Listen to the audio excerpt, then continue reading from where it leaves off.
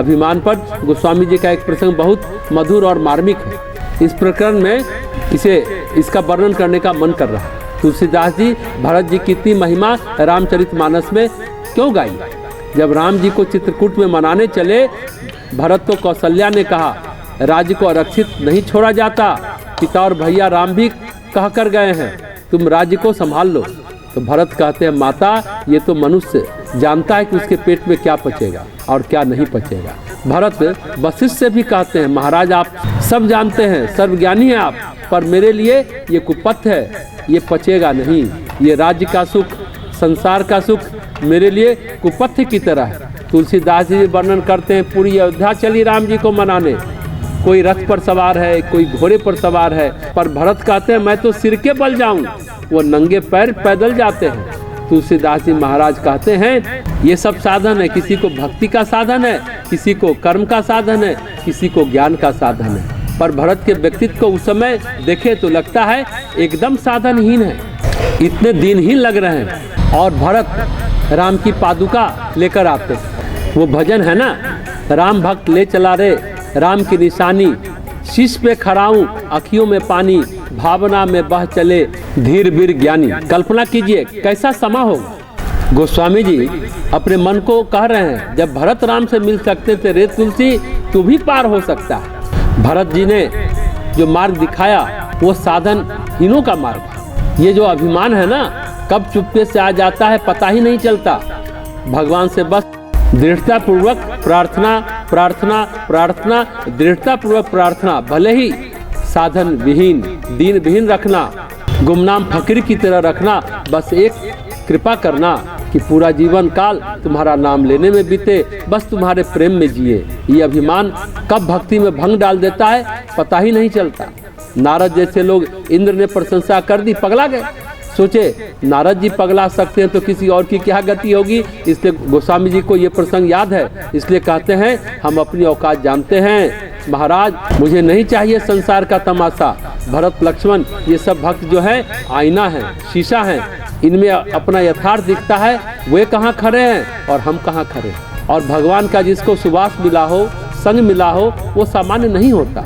इस दोहे में तुलसीदास जी जो कह रहे हैं कि भक्त के प्रेम का वर्णन भगवान खुद नहीं कर पा रहे हैं, मेरे जैसा सठ यह करने का प्रयास कर रहा है। तो ये भक्त और भगवान की महिमा है। तुलसीदास जी जैसा भक्त अपने भगवान की महिमा को करने के लिए भांति भांति के उपक्रम कर रहे हैं।